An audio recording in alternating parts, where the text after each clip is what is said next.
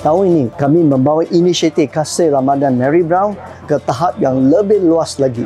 Di seluruh Malaysia kami akan mengagihkan lebih 25,000 bubur lambuk dan akan bermula dari Masjid Puncak Alam ini. Selain itu, cawangan Mary Brown yang terpilih akan terus mengagihkan bubur ayam Mary Brown ke masjid-masjid dalam komuniti mereka, memastikan lebih ramai rakyat Malaysia dapat menikmati juara iftar yang berkhasiat. Inisiatif ini tidak mungkin dapat direalisasikan tanpa usaha gigih para kongsi dan pemimpin komuniti. Tujuan kita berkumpul hari ini bukan sekadar untuk menghidupkan tradisi Ramadan, tetapi juga untuk memberikan kembali kepada masyarakat seperti mana yang ditekankan dalam ajaran agama Islam.